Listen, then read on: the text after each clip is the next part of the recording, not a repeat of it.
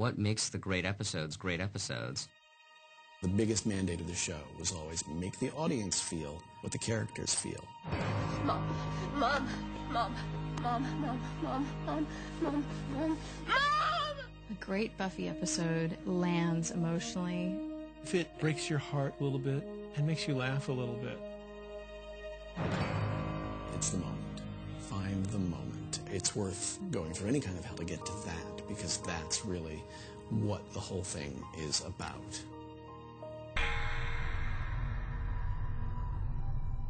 I loved the episode Band Candy, when all the adults turned into kids. Buffy, whoa! Are you okay, Miss Burton? Oh, I'm cool, Willow. Willow, that's a tree. You're a tree.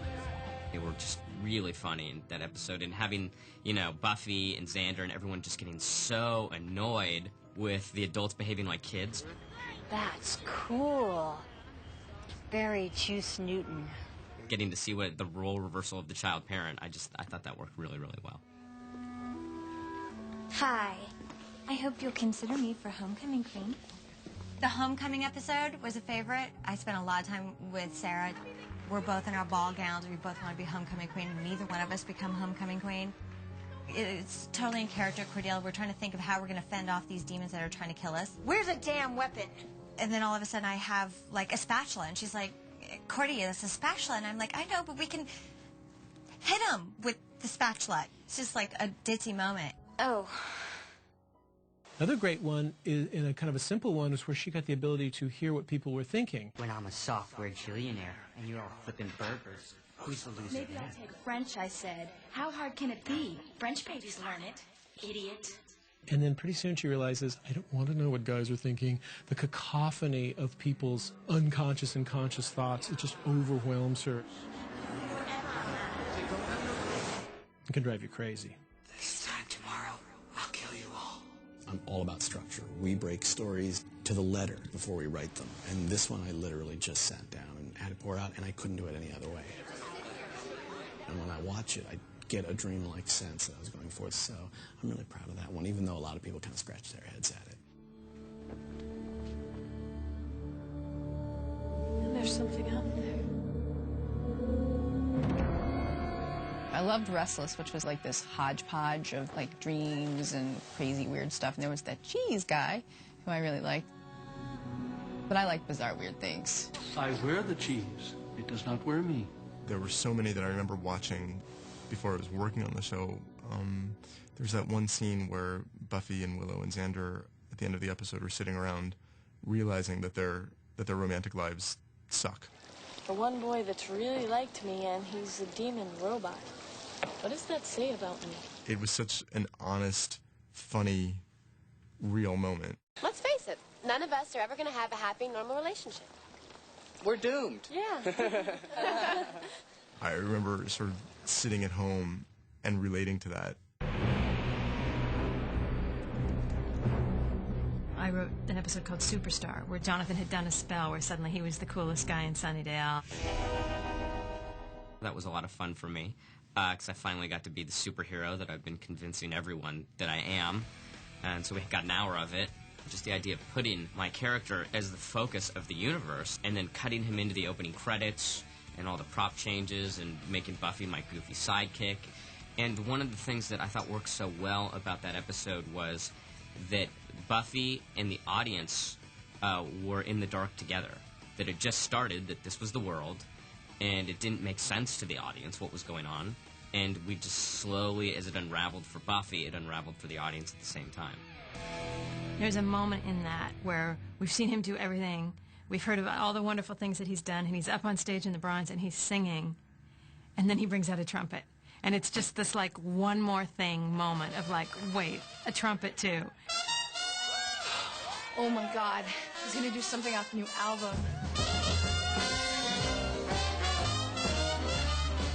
Did a little fake job on the trumpet, which I learned about 5 minutes before we shot it. They had a real band there, and they handed me the trumpet, and he showed me how to fake it a little bit, and it worked out pretty good, I thought. And then, of course, the musical. I don't think you can beat the musical. Obviously, the musical, people talk about it all the time.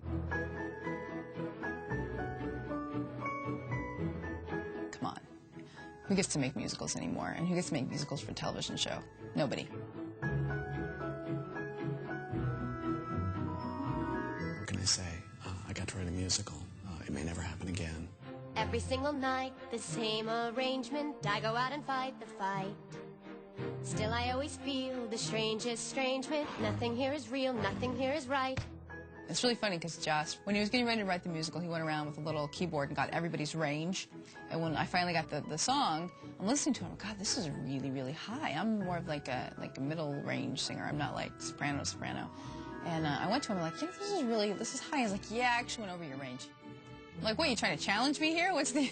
I'm under your spell, nothing I can do. You just took my soul with you. Every day shooting was fun. There was always a song going on.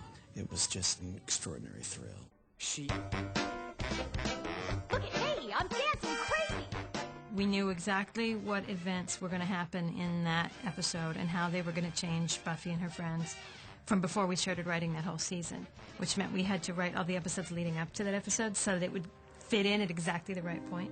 I'm asking you, please no. It isn't right, it isn't fair. There was no parking anywhere. I get people coming up to me all the time and singing the parking ticket song.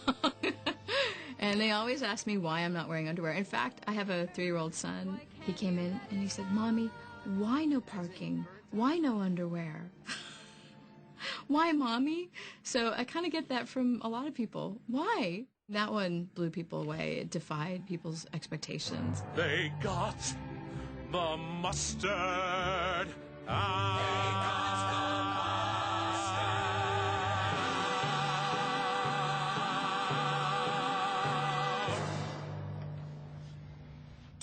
I will put that up against anything you see on Broadway. It was fantastic. You know, it had everything it needed.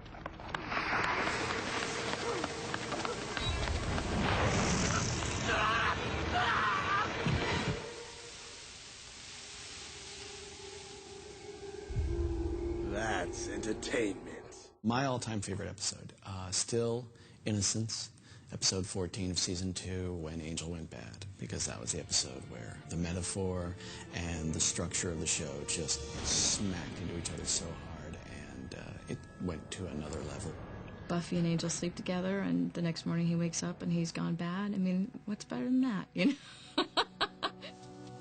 Was it me? Was I not good? You were great. Really. I thought you were a pro. I had guys of all ages saying, yeah, you know, I've kind of done that. You maybe have the carnal knowledge of a girl and then you don't call her. It was this great metaphor that Joss came up with, which is the guy changes once he's slept with you. It's a miracle. That's what it is, a beautiful miracle. Good as new. Oh, Buffy, thank God you found me in time. There are some that are closer to my heart. I think, obviously, The Body. It was about the 4 hours after she dies. What is that like? The airlessness of grief, almost the boringness of grief. The Body, you know, it's about something that a lot of people can relate to. And it was shot entirely without music and was just death in your face. Amazingly, people reacted to it very emotionally. And I react to it very emotionally when I see it. And that isn't why I made it, isn't what I was going for. But I think that's how it works.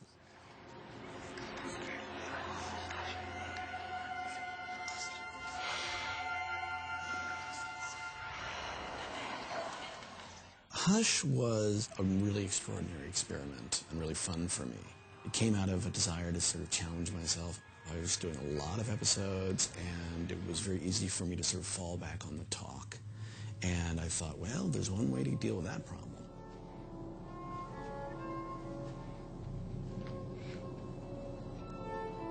I loved Hush because that was my first episode, and it was a beautiful episode. On top of that, there was no talking. I mean, they hadn't really done that before on TV. Besides having this incredible gimmick of the entire episode being silent, that episode was as funny, as romantic, as dramatic, as scary as any episode they ever did, totally deserving of the Emmy nomination that it got. I think in the episode at the very, very end where the young slayers all over the world are empowered, tomorrow, Willow will use the essence of this scythe to change our destiny. From now on, every girl in the world who might be a Slayer will be a Slayer. Every girl who could have the power will have the power. If you read that on the script page, it works even better than it does in the filmed episode because the images go by so quickly. But if you read it on the script page, it says, we see the girl with the baseball bat suddenly realizing she has all this strength and power and that she's going to hit that ball out of the park. And it's just one moment after another that just builds and builds of like girls all over the world are suddenly realizing what they have. Brilliant.